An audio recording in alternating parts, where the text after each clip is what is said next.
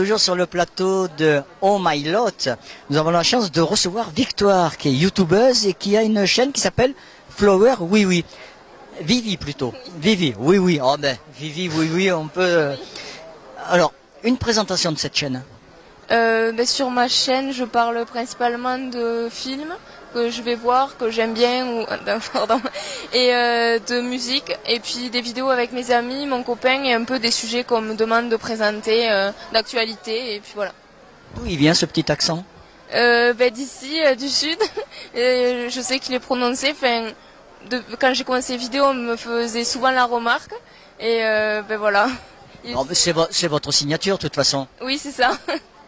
Alors, on vous a vu participer à des ateliers tout à l'heure sur le stand. Est-ce que pour vous, l'alimentation est quelque chose d'important dans votre vie? Avant, non. Quand j'étais petite, j'y prêtais pas attention, mais c'est au fur et à mesure que je me suis rendu compte que du coup, j'étais plus en forme selon ce que je mangeais, etc.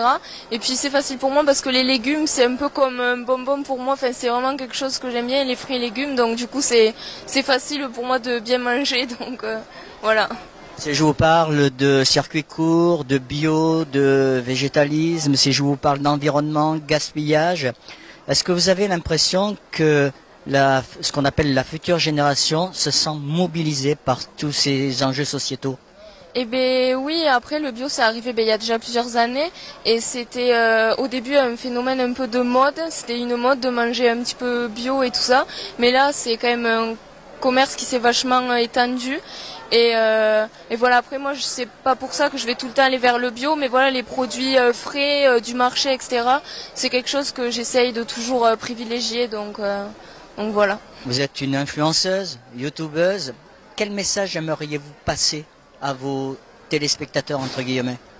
Moi quand j'ai commencé YouTube j'étais quand même vachement timide et j'avais beaucoup d'idées dans ma tête, etc., que j'arrive pas totalement à exprimer dans tout ce qui est sport.